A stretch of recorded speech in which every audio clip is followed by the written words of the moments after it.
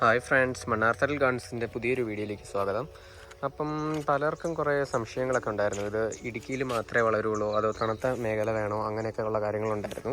പക്ഷെ നമുക്ക് പറയുകയാണെങ്കിൽ കേരളത്തിലെ ഏത് പ്രദേശത്ത് വേണമെങ്കിലും ഈ ചെടികൾ നല്ലോണം വളർത്താൻ പറ്റുന്നതാണ്. അപ്പം നമ്മുടെ ഇംപേഷ്യൻസിൻ്റെ ബേസിക് ആയിട്ടുള്ള കുറച്ച് കാര്യങ്ങൾ പറയുകയാണെങ്കിൽ ഇതൊരു സെമി ഷെയ്ഡിൽ വെക്കേണ്ട ഒരു ചെടിയാണ്. ഇത് പൂർണ്ണമായിട്ടുള്ള തണലത്ത് ഈ ചെടികൾ വന്നാലും തന്നെ ഇതിൻ്റെ തണ്ടിനൊക്കെ നല്ല നീളം വന്ന് ഈ ചെടിക്ക് ഉയരം കൂടാനുള്ള സാധ്യതകളുണ്ട്.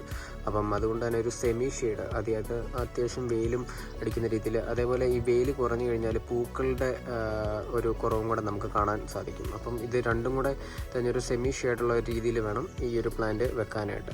ഇപ്പം തണുപ്പിൻ്റെ ഇപ്പം ചൂടിൻ്റെ കാര്യങ്ങളൊക്കെ പറയുന്ന പോലെ തന്നെ ഇപ്പം ഈ നല്ല രീതിയിലുള്ള മരുന്നുകളും വളങ്ങളും ഒക്കെ യൂസ് ചെയ്ത് കഴിഞ്ഞാൽ ഇതേപോലെ തന്നെ നല്ല പൂക്കൾ എല്ലാ വീടുകളിലും തന്നെ ഉണ്ടാക്കാൻ പറ്റുന്നതാണ്. അപ്പോൾ ഈ പ്ലാന്റ് തൈകൾ നമ്മൾ സെയിൽ ചെയ്യുന്നുണ്ടായിരുന്നു. 10 പ്ലാന്റ് 300 രൂപ എന്ന കോംബോ ഓഫർ വെച്ച് നമ്മൾ ഇത് സെയിൽ ചെയ്യുന്നുണ്ടായിരുന്നു. അപ്പം ഇത് പലരും ചോദിക്കുന്നത്, അപ്പം നമ്മൾ ഈ ട്രേ പ്ലാന്റ്സ് ആയിരുന്നു അതിന് നമ്മൾ സെല് ചെയ്തിട്ടുണ്ടായിരുന്നത് ഓൺലൈൻ വഴി.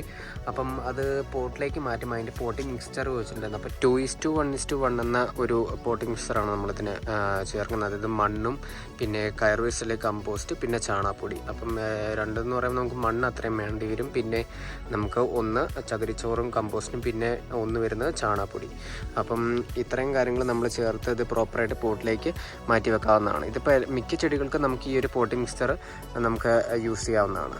അപ്പോൾ guys, thank you for watching this video. ഇനി അടുത്ത വീഡിയോയിൽ നമുക്ക് ഇതിൻ്റെ കെയറിങ്ങും ഇതിന് കൊടുക്കേണ്ട ഫെർട്ടിലൈസേഴ്സും വളങ്ങളും പിന്നെ എങ്ങനെയാണ് ഇതിന് കട്ടിങ്സ് എടുക്കുന്നതെന്നുള്ള കാര്യങ്ങളൊക്കെ കുറേ പേർക്ക് ഡൗട്ട് ഉണ്ടായിരുന്നു. അപ്പോൾ അടുത്ത വീഡിയോയിൽ നമ്മൾ ഇതെല്ലാം ക്ലിയർ ആയിട്ട് കാണിക്കുന്നതായിരിക്കും. So subscribe the channel and keep following.